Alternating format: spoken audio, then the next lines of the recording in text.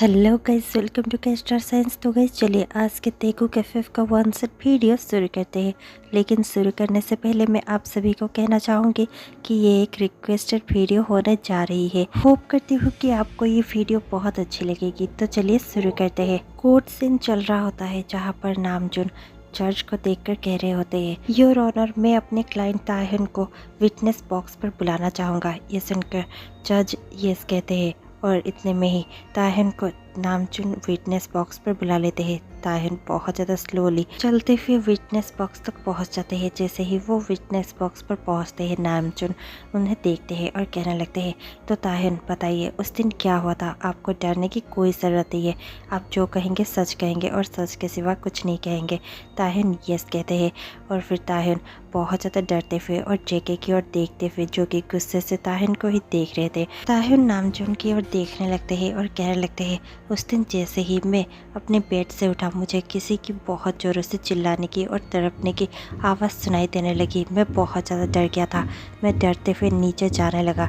जैसे ही मैं डाउनस्टेयर गया तो फिर वो आवाज़ और भी ज़्यादा बढ़ने लगी। मैं और ज़्यादा घबरा गया और इसलिए मैं उस आवाज़ को फॉलो करता हुआ बेसमेंट में चला गया। जैसे ही मैं उस बेसमेंट में पहुंचता हूँ और इतना कहकर ताहिन घबराते हुए चुप हो जाते हैं। इतने में ही नामचुन उनकी तरफ देखते हैं और कहने लगते हैं, तुम्हें डरने की कोई ज़रूरत नहीं है। तुमने कहा है ना तुम सब कुछ सच सच बताने वाले हो, तो फिर डरने की कोई ज़रूरत नहीं है, हम हैं तुम्हारे साथ, बताओ। और ये सुनकर ताहिन फिर से हिम्मत जुटाता है और कहने लगता है, दरअसल जब मैं उस बेसमेंट में पहुंचा, मैंने देखा कि जोंगकुक कप्पा किसी को बहुत ज़ोरों से मार रहे थे और वो देखकर मैं बहुत ज़्यादा घबरा गया। मैं वहाँ से बाहर निकलने ही वाला था कि जोंगकुक कप्पा ने मेरा हाथ पकड़ लिया और मुझे खींचते हुए बेसमेंट से बेडरूम में ले गए। बेडरूम में जैसे ही मैं पहुंचने ही वाला था, मैं फिर से भागने की कोशिश कर रहा था और मैं नीचे जाने की कोशिश कर रहा था, लेकिन जोंगकुक कप्पा ने मेरा हाथ फिर से पकड़ लिया और खींचते हुए मुझे ऊपर ले गए और फिर मेरे साथ वो सब। और इतना कहकर ताहिन बहुत ज़ोर ज़ोर से रोने लगता है। नामचुन अपना सर हिलाता है और कहने लगता है, ठीक है ताहिन, आप अपने सीट पर जाकर बैठ सकते हैं। ताहिन चुपचाप वहाँ से उठकर चला जाता है और सीट पर जाकर बैठ जाता है। नामचुन जज को देखता है और कहने लगता है, जज साहब, आपके सामने मैं कुछ प्रूफ पेश करना चाहूँगा। जज कहने लगते हैं, यस तुम कर सकते हो। नामचुन तुरंत ही बहुत सारे प्रूफ्स जो कि ताहिन के रिपोर्ट्स थे वो सब जज को दिखाता है। जज बहुत अच्छे से वो रिपोर्ट्स देखते हैं और फिर जूरी को भी वो रिपोर्ट्स पास कर देते हैं। पूरे जूरी उस रिपोर्ट्स को अच्छे से देखने लगते हैं। नामचुन कहने लगता है, ये ताहिन के मेडिकल रिपोर्ट्स है, आप इन्हें देखकर समझ सकते हैं कि ताहिन कितना ज़्यादा इंजर्ड था और जोंगकुक ने उसके साथ क्या क्या करने की कोशिश की है। और जैसे कि आप सब देख ही सकते हैं कि अब ताहिन प्रेग्नेंट भी है। ये सुनकर तुरंत ही जज कहने लगते हैं, क्या आपके पास और कुछ प्रूफ है मिस्टर किम? ये सुनते ही नामचुन कहने लगते हैं, ये सर, मेरे पास और भी कुछ प्रूफ है और विटनेसेस भी। क्या मैं अभी मिस एमी को कटघरे पर बुला सकता हूँ? जज परमिशन दे देते हैं। मिस एमी देखते ही देखते विटनेस बॉक्स पर होती है, जहाँ पर नामचुन उसे देखता है और कहने लगता है, सो मिस एमी, आपके एक्स हस्बैंड यानी कि मिस्टर जॉन कैसे है? क्या आप कुछ बता सकते हैं? मिस एमी घबराते हुए जोंगकुक की ओर देखती है और कहने लगते हैं, जोंगकुक बहुत ही ज़्यादा कोल्ड और बहुत ज़्यादा र्यूड डेंजरस माफिया है।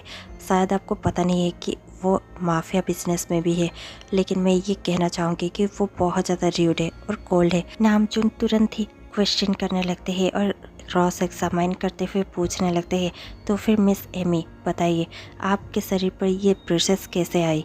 ये सुनकर मिस एमी बहुत ज़्यादा घबराते हुए कहने लगती है, जिस दिन वो सब हुआ उसके अगले ही दिन मैं घर में गई थी और जैसे ही मैंने बेडरूम का दरवाज़ा ओपन किया, मैंने देखा कि मेरा हस्बैंड और मेरा ब्रदर दोनों ही बेड पर सोए हुए थे। मैं बहुत ज़्यादा मिसअंडरस्टूड करने लगी और बहुत ज़्यादा चीखने और चिल्लाने लगी। इसके बाद ही जोंगकुक मुझे बहुत ज़्यादा मारने लगा और ये ब्रूसेस उसी का निशानी है। ये सुनते ही नामचुन तुरंत ही जज की ओर मुड़ता है और कहने लगता है, जज साहब, इसे ये पता चलता है कि जोंगकुक कितना ज़्यादा कोल्ड है और कितना ज़्यादा डिमोनिक है। वो पहले तो ताहिन के साथ यानी कि एमी के ब्रदर के साथ वो सब करता है और फिर एमी के चिल्लाने पर उसे मारता भी है। नामचुन तुरंत ही एमी की ओर मुड़ता है और कहने लगता है, तो मिस एमी, क्या आप बता पाएंगे कि आपके एक्स हस्बैंड के साथ आपका बिहेवियर कैसा था और वो आपके साथ कैसे बिहेव करते थे। ये सुनकर तुरंत ही एमी कहने लगती है, वैसे तो हम दोनों का ही ये फोर्स्ड मैरिज था, लेकिन मैं उससे बहुत ज़्यादा प्यार करती थी और बदले में चाहती थी कि जॉन्गकुक भी मुझसे उतना ही प्यार करे, लेकिन जॉन्गकुक ने कभी मुझे मुड़कर भी नहीं देखा, उसने कभी मेरी ओर प्यार जताया ही नहीं। लेकिन जब से ताहिन हमारे साथ रहने आया था, जॉन्गकुक चेंज हो गया था। वो इतना भी ज़्यादा कोल्ड बिहेव नहीं करता था, स्पेशली ताहिन की ओर। मुझे लगा कि वो ताहिन के रहते मेरे साथ भी अच्छे से बिहेव करेगा और हम दोनों बहुत अच्छे लवली कपल बन जाएंगे, लेकिन ऐसा कुछ भी नहीं हुआ। वो ताहिन की ओर बहुत ज़्यादा ऑब्सेस होने लगा, वो ताहिन के साथ फ्लर्ट करने लगा, पर मुझे लगता था कि वो सब मजाक था, लेकिन अब पता चला वो सब मजाक नहीं था। वो इतना नीचे गिर सकता है मुझे ये मालूम ही नहीं था। ये कहकर एमी जॉन्गकुक की ओर बहुत ज़्यादा गुस्से से देखती है। इतने में ही नामजुन एमी को देखता है और कहने लगता है, थैंक यू मिस एमी, आप अभी अपने सीट पर जाकर बैठ सकते हैं।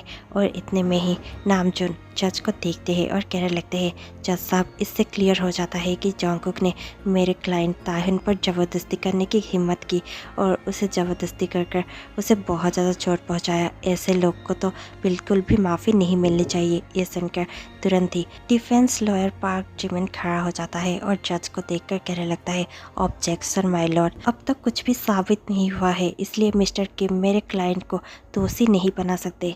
ये सुनते ही जज कहने लगते हैं, ऑब्जेक्शन सस्टेन्ड। तो मिस्टर किम, आप ऐसा नहीं कर सकते, क्या आपके पास कुछ और प्रूफ है? ये सुनते ही नामजुन कहने लगते हैं, नो माय लॉर्ड, मेरे पास और कुछ भी प्रूफ नहीं है। इतने में ही जिमिन स्मॉक करता है और कहने लगता है, जज साहब, क्या मैं विटनेस को विटनेस बॉक्स पर बुला सकता हूँ? ये सुनते ही जज परमिशन दे देते हैं। जिमिन तुरंत ही मिस मारिया को विटनेस बॉक्स पर बुला लेते हैं और फिर मिस मारिया से क्रॉस एग्जामाइन क्वेश्चन करने लगते हैं।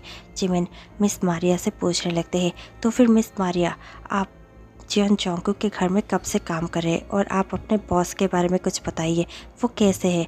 ये सुनकर मिस मारिया बहुत ही ज़्यादा सॉफ्टली कहने लगते हैं, मिस्टर जियन बहुत ही ज़्यादा काइंड और सॉफ्ट इंसान है, वो किसी को भी बिना वजह हर्ट नहीं करते, वो एक ट्रू जेंटलमैन है और मुझे काम किए उनके पास 1 साल से ज़्यादा हो चुका है। और ये कहते हुए वो बहुत ज़्यादा घबरा रही थी क्योंकि वो ये सब कुछ झूठ कह रही थी। जिमिन अपना सर हिलाता है और फिर पूछने लगता है, तो मिस मारिया, ये बताइए कि मिस एमी और मिस्टर जियन का रिलेशनशिप कैसा था? मिस मारिया थोड़ा सा हिचकिचाती है और फिर कहने लगती है, दरअसल मैं जब से काम करने आई हूँ मैंने देखा है कि मिस मारिया हमेशा ही क्लबिंग करती है और अपने फ्रेंड्स के साथ हैंग आउट करती है, पार्टीज़ करती है, वो कभी भी घर में अच्छे से नहीं रहती और वो अलग लड़कों के साथ भी बहुत ज़्यादा घुलती मिलती है, जिसके वजह से ही मिस्टर जियन और मिस एमी में बहुत ज़्यादा लड़ाई झगड़ा होते हैं। ये सुनकर मिस एमी, ताहिन और नामजुन बहुत ज़्यादा गुस्से में आ गए थे और वहाँ पर जॉन्गकुक जो कि स्मोक कर रहा था।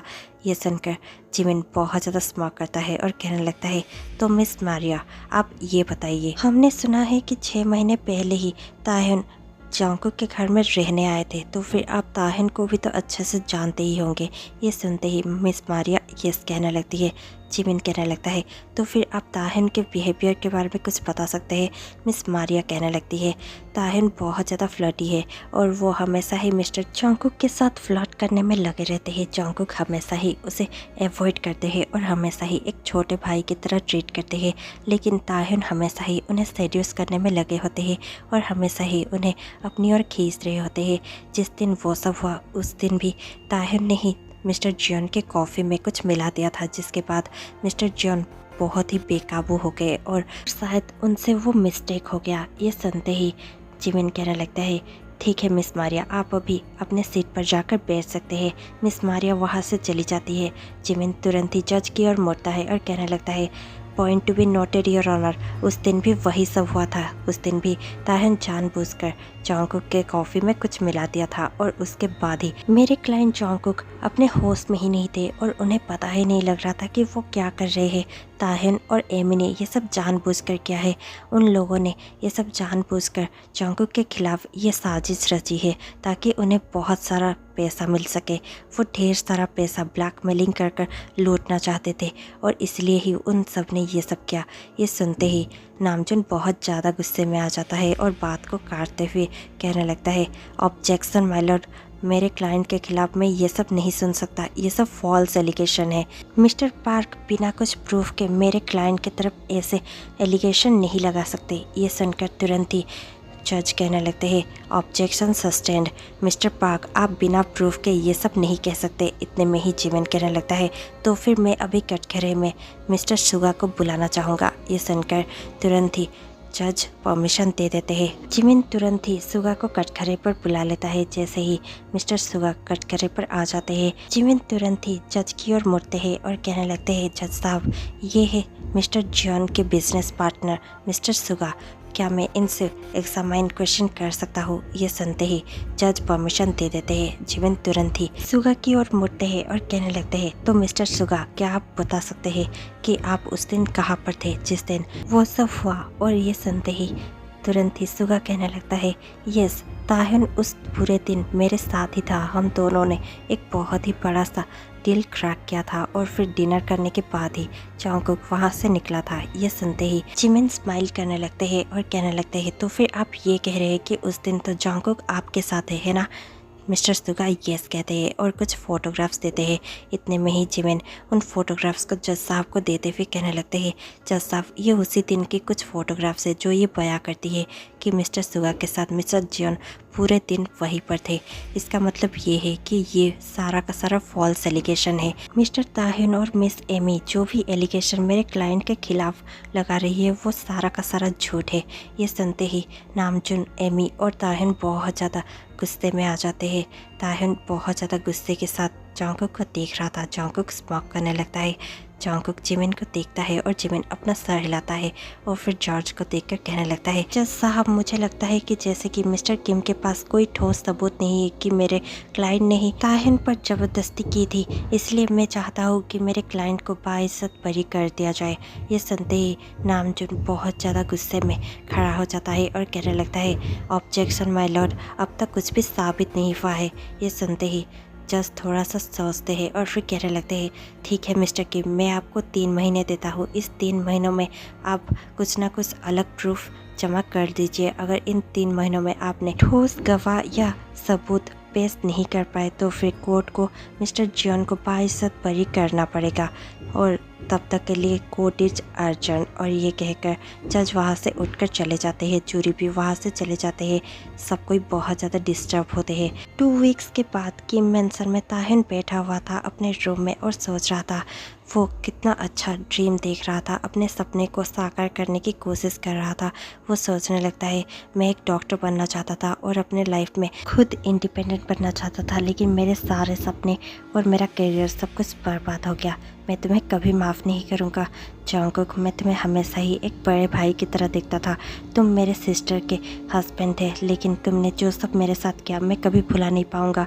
लेकिन मैं क्या करूँ, मैं अब प्रेग्नेंट हूँ, पर जो भी हो मैं इस प्योर सोल को हार्म नहीं करूँगा और मैं इसे ज़रूर बर्थ करूँगा। और ये कहकर ताहिन के आंखों से आंसू बहने लगते हैं। कुछ महीनों तक ऐसे ही कोर्ट का केस चलता रहता है, जहाँ पर मिस्टर पार्क और मिस्टर किम बहुत ज़्यादा लड़ाई करते रहते हैं और आर्ग्यूमेंट्स चलती रहती है। ताहिन को सिर्फ जस्टिस चाहिए थी। नामजुन भी अब बहुत ज़्यादा डिप्रेस हो चुके थे अपने क्लाइंट को बचाते बचाते। उन्हें ऐसा लगने लगा था जैसे कि सच्चाई का तो कोई मोल ही नहीं है। एक दिन बारिश जोरों की हो रही थी और शाम को उनके घर के सामने कोई आकर नॉक करता है। नामजुन तुरंत ही दरवाज़ा ओपन करते हैं और देखते हैं तो वो देखते हैं कि उनके घर के सामने कोई और नहीं बल्कि मारिया ही खड़ी थी। नामजुन तुरंत ही उसे अंदर बुलाते हैं। मारिया रोने लगती है और कहने लगती है, आई एम सॉरी सर, मैंने झूठ कहा था, मैंने सब कुछ अपने बच्चे के लिए कहा था, क्योंकि मेरे बच्चे को मिस्टर पार्क और जॉन्गकुक के कुछ आदमियों ने किडनैप कर लिया था और इसलिए ही मुझे ये सब कहना पड़ा। लेकिन मैं ताहिन का दर्द समझता हूँ और मिस एमी का भी, इसलिए मैं आपको एक पेन ड्राइव देना चाहता हूँ। और ये कहकर वो नामजुन को एक पेन ड्राइव हैंड ओवर कर देता है और इतने में ही नामजुन कहने लगता है, क्या है इसमें? और इतने में ही मारिया कहने लगती है, आप इसे देख सकते हैं, इसमें जॉन्गकुक सर के सीक्रेट रूम का सारा फुटेज है और आप देख सकते हैं इस पर क्लियर है कैसे उन्होंने ताहिन सर को फोर्स किया था। और ये सुनते ही नामजुन तुरंत ही अपने लैपटॉप पर वो पेन ड्राइव लगाता है और तुरंत ही वो वीडियो देखने लगता है। उस पर क्लियरली पता चल रहा था कि कैसे जॉन्गकुक ने अपने आप को ताहिन पर फोर्स किया था। वो देखकर जॉन्गकुक समझ जाता है कि अभी ताहिन को जरूर ही जस्टिस मिल जाएगा। जैसे ही नेक्स्ट सुनवाई की डेट आ जाती है और सब कोई कोर्ट रूम में प्रेजेंट होते हैं, नामजुन वो पेन ड्राइव तुरंत ही जज साहब को देते हुए कहने लगता है, जज साहब ये वीडियो पूरा एक्सप्लेन कर देगा कि उस दिन क्या हुआ था। जज साहब तुरंत ही वो वीडियो देखने लगते हैं। पूरा कोर्ट वो वीडियो देखकर बहुत ज़्यादा तंग रह गया था। सभी को ताहिन के लिए बहुत ज़्यादा बुरा लग रहा था और ताहिन का रोना बंद ही नहीं हो रहा था। इतने में ही जज अपना फैसला सुना देते हैं, जहां पर वो मिस्टर पार्क का लाइसेंस हमेशा के लिए कैंसिल करते हुए उन्हें 3 साल की जेल सुनाते हैं और मिस्टर सुगा और मिस मारिया को 1 साल की जेल। उसके साथ साथ वो जोंगकुक को डेथ सेंटेंस करते हैं क्योंकि a rapist should be hanged. March 1997 Jungkook का आखिरी दिन, जहां पर जोंगकुक को हैंग करवाने के लिए उसे वहां पर खड़ा किया जाता है और पूछा जाता है, आपका लास्ट विश क्या है जोंगकुक। इतने में ही जोंगकुक ताहिन की ओर देखता है और अपनी रोती हुई शक्ल बनाते हुए वो गिल्ट के साथ कहने लगता है, आई एम सॉरी ताहिन, मैंने जो भी किया वो मुझे नहीं करना चाहिए था। मैं उसके लिए तुम्हें बहुत ज़्यादा सॉरी मांगता हूँ और उसी के साथ साथ क्या मैं एक विश तुमसे कर सकता हूँ। हमारे बेबी एक बॉय है, वो मुझे मिस्टर नामजुन से पता चल चुका है, इसीलिए क्या तुम उसे मेरा नाम दे सकते हो। क्या तुम उसका नाम जियन जोंगकुक रख सकते हो। उसे एक जेंटलमैन बनाना, उसे एक सॉफ्ट और काइंड इंसान बनाना जो सबका मन जीत ले, जो सबके साथ अच्छे से बिहेव करे, मेरा जैसा बिल्कुल भी नहीं। ये थे जोंगकुक के आखिरी वर्ड्स और फिर उसके मुंह पर एक काला कपड़ा ढक जाता है। उसका आखिरी सीन देखने से पहले ही ताहिन का सर चकराने लगता है और ताहिन नीचे गिर जाता है। ताहिन अब 8 मंथ्स प्रेग्नेंट था और ताहिन को ऐसे नीचे गिरता हुआ देखकर नामजुन और एमी बहुत ज़्यादा घबरा जाते हैं और तुरंत ही उसे हॉस्पिटल लेकर जाते हैं। थोड़ी देर बाद ही नर्स के हाथों में एक बेबी होता है। नर्स तुरंत ही एमी को बेबी को सौंप देती है। एमी उस बेबी को देखकर रोने लगता है। एमी उस बेबी को अपने हाथों में लिए बहुत ज़ोर ज़ोर से रो रही थी क्योंकि उसे ये भी पता चल चुका था कि ताहिन अब इस दुनिया में नहीं है। डॉक्टर ने कहा कि ताहिन बहुत ज़्यादा यंग था इस बेबी को बर्थ देने के लिए और उसके साथ साथ वो जैसे ही वहाँ पर बेहोश होकर गिरा था उसके पेट पर चोट भी लग गई थी। इस वजह से उसे डॉक्टर्स ने बचा नहीं पाए। अब 25 साल बाद एमी और नामजुन शादी कर चुके हैं और वो जोंगकुक के पेरेंट्स बन चुके हैं। उसके साथ साथ उनका एक और भी बच्चा है जुनयू। नामजुन लिविंग रूम में बैठे हुए थे और इतने में ही एमी किचन से आती है। नामजुन उन्हें देखते हैं और कहने लगते हैं, एमी जोंगकुक कहाँ पर है। एमी स्माइल करते हुए कहने लगते हैं, आप अपने बेटे को थोड़े से भी देर के लिए अपने आंखों से दूर नहीं कर सकते हैं ना। आपका जोंगकुक कहीं पर नहीं गया है बल्कि वो यूनिवर्सिटी गया है पढ़ाई करने के लिए। थोड़ी देर तो उसे अलग रहने दीजिए। और इतने में ही नामजुन स्माइल करते हैं और कहने लगते हैं, और जुनियो क्या वो स्कूल गया है। ये सुनकर एमी यस कहते हैं। नामजुन कहने लगता है, जब घर में बच्चे नहीं होते तो फिर घर कितना सोना लगता है। एमी तुरंत ही नामजुन के पास बैठ जाती है और कहने लगती है, हमने अपने दोनों बेटे को अच्छे से पाला है। मैं बहुत खुश हूँ कि हम जोंगकुक को अच्छे से पाल सके और जोंगकुक को कभी भी एक पेरेंट्स की कमी महसूस नहीं हुई। Thanks to you. और ये सुनते ही नामजुन कहने लगता है, तुम्हें मुझे थैंक्स कहने की कोई ज़रूरत नहीं है। ये वैसे भी ताहिन की लास्ट विश थी कि हम दोनों उसे मिलकर पाले और ये जोंगकुक की भी लास्ट विश थी कि उसके बच्चे का नाम जोंगकुक ही हो। लेकिन हमारा जोंगकुक बहुत ही ज़्यादा सॉफ्ट, काइंड और बहुत अच्छा बच्चा है। उसके जैसे अच्छा और जेंटल बच्चा अभी तक मैंने नहीं देखा। और ये कहते हुए नामजुन और एमी साइड हक करते हैं और स्माइल करने लग जाते हैं। वहाँ पर जोंगकुक जो कि बाइक लेकर यूनिवर्सिटी के लिए जा रहा था, इतने में ही वो दूर से ही देखता है और मन ही मन में सोचने लगता है, ओ गॉड, क्या वो ताहिन है। क्या ताहिन की गाड़ी ख़राब हो गई है। क्या उसे लिफ्ट चाहिए। वाओ गॉड, आप तो ग्रेट है। मेरे क्रश के साथ मुझे फिर से मिला दिया। अब तो मैं उसे लिफ्ट के बहाने अप्रोच कर ही सकता हूँ। और इतना सोचकर जोंगकुक ताहिन के गाड़ी के पास ही अपना गाड़ी रखता है और फिर ताहिन को देखते हुए अपना हेलमेट उतारते हुए कहने लगता है, हे क्या तुम्हें लिफ्ट चाहिए। ताहिन बहुत ही ज़्यादा शेषी स्टाइल में कहने लगता है, तुम कौन हो, मैं तुम्हें पहचानता नहीं हूँ। ओह तुम तो वही हो ना, कॉलेज के हार्टथ्रॉब जिस पर हर लड़की मरती है। लेकिन मेरे जैसे लड़के तुम्हें बिल्कुल भी भाव देना नहीं चाहते, इसलिए अपना रास्ता नापो मिस्टर। और ये सुनते ही जोंगकुक स्माइल करता है और कहने लगता है, मैं तो बस तुम्हारी हेल्प करने की कोशिश कर रहा हूँ और कुछ भी नहीं। क्या तुम्हें कुछ और लग रहा है। ताहिन कहने लगता है, क्या तुम और मेरी हेल्प। जंगकुक कहने लगता है, यस मुझे लगता है कि तुम्हारी गाड़ी ख़राब हो गई है और यहाँ पर मैकेनिक तुम्हें नहीं मिलेगा, ना ही कोई गाड़ी यहाँ से पास करने वाली है, इसलिए बेहतर यही होगा कि तुम मेरे साथ मेरे बाइक पर चलो। ये सुनकर ताहिन थोड़ी देर सोचता है और इधर उधर देखता है। वो एक सुनसान सड़क था और ताहिन को भी पता था वहाँ पर बहुत घंटों तक कोई भी आता जाता नहीं था, इसलिए ताहिन के पास कोई और ऑप्शन नहीं था। ताहिन तुरंत ही जंगकुक को देखता है और कहने लगता है, ओके ठीक है, तुम मुझे यूनिवर्सिटी छोड़ोगे, ठीक है, और उसके सिवा और हम दोनों में कोई रिलेशनशिप नहीं होगा। जंगकुक स्माइल करता है और कहने लगता है, ओके ठीक है, मैं कुछ और कह भी नहीं रहा हूँ। और ये कहकर वो ताहिन को एक हेलमेट दे देता है। ताहिन हेलमेट पहनता है और जंगकुक के पीछे बैठ जाता है। जंगकुक बहुत ज़्यादा खुश था। वो ताहिन के हाथों को अपने वेस्ट पर रखता है और कहने लगता है, कसकर पकड़ना वरना गिर जाओगे। ताहिन अपना हाथ थोड़ा सा लूज करने की कोशिश करता है। इतने में ही जंगकुक गाड़ी स्टार्ट कर देता है। उसका गाड़ी इतना ज़्यादा फास्ट था कि ना चाहते हुए भी ताहिन उसके वेस्ट को बहुत ही ज़्यादा टाइटली ग्रैब कर बैठा हुआ होता है। जंगकुक स्माइल करता है और देखते ही देखते दोनों यूनिवर्सिटी के लिए चले जाते हैं। ये स्टोरी यहीं पर कंप्लीट हो जाता है। आपको ये स्टोरी कैसे लगी हमें कमेंट पे ज़रूर बताइएगा। और सॉरी कि मैंने फर्स्ट हाफ में ताहिन और जंगकुक का ही एंड कर दिया है, लेकिन ये सिर्फ एक स्टोरी है, आप इसे ज़्यादा दिल पर मत लीजिएगा। ये स्टोरी ऐसी ही होनी चाहिए आई गेस, इसीलिए अगर आपके पास कोई और रिकमेंडेशन हो तो आप मुझे दे सकते हैं। इसी के साथ मैं आपसे मिलती हूँ कल शाम 6 बजे। तब तक के लिए stay tuned, take care, bye bye.